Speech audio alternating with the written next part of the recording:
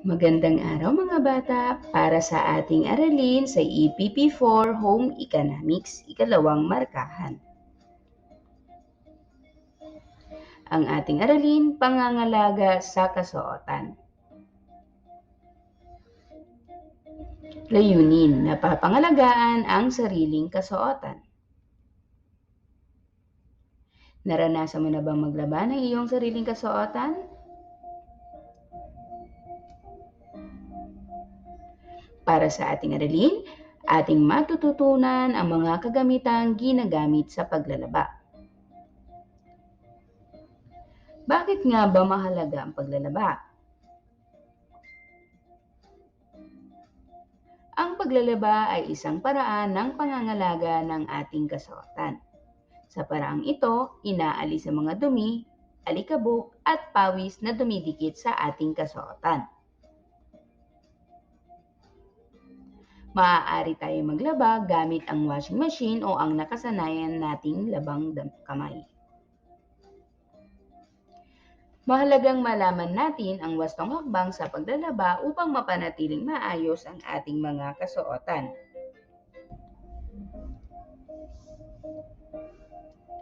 Narito ang mga hakbang para sa paglalaba ng kasuotan.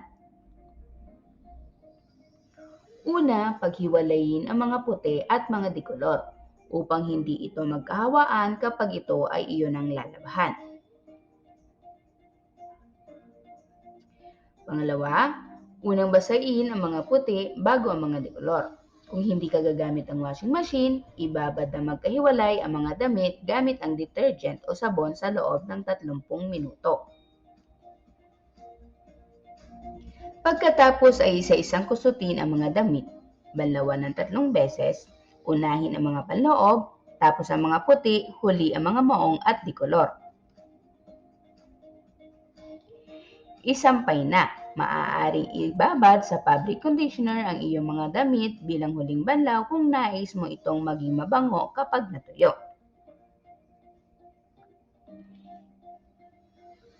Tignan nga natin mga bata kung inyong natutunan ang mga kagamitan na ginagamit sa paglalaba. Lagyan ito ng check or X. Tayo ba ay gumagamit ng malinis na tubig?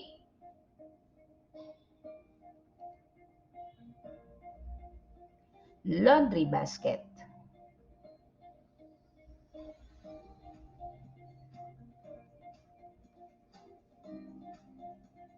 Plancha.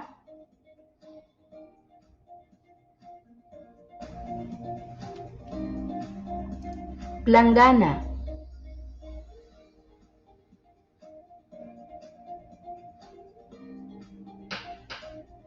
Sabon.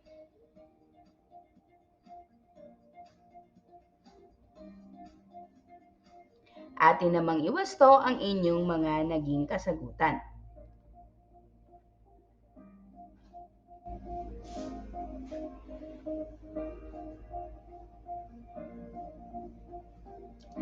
Magaling! Inyong natutunan ang mga iba't ibang kagamitan na ginagamit natin sa paglalaba. Muli, atin naman tignan kung inyong natutunan ang mga hakbang sa paglalaba. Lagyan ito ng bilang 1 hanggang ika-4. Isulat ito sa inyong sagutang papel.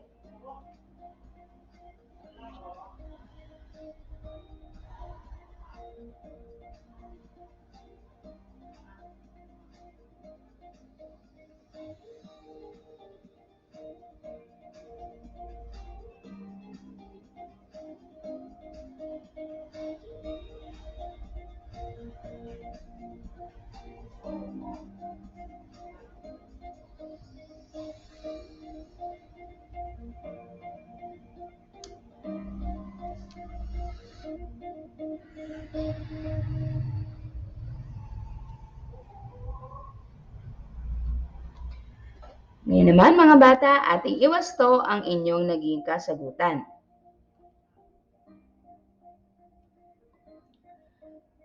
Ang una, paghiwalayin ang mga puti sa dikolor. Pangalawa, Unang basain ang mga puti bago ang mga dekolor. Kung hindi ka gagamit ng washing machine, ibabad na magkahiwalay ang mga damit gamit ang detergent o sabon sa loob ng 30 minuto. Pagkatapos, isa-isang kusutin ang mga damit. Banlawan ng 3 beses. Unahin ang mga panloob, tapos ang mga puti, huli ang mga maong at dekolor. Maaari mo na itong isampay. Kung gusto mo namang maging mabango, maaari mo itong banlawan sa fabric conditioner.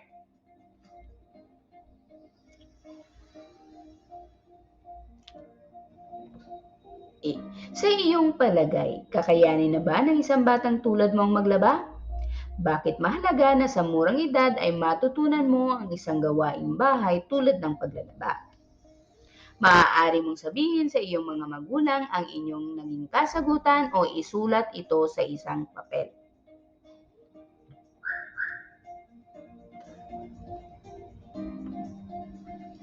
Para sa gawaing pagkatuto bilang 1, ano-ano ang mga hakbang ang iyong isinagawa upang maisakatuparan ang paglalaba?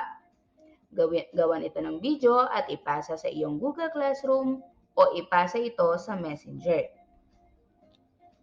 Muli, maraming salamat mga bata. Paalam!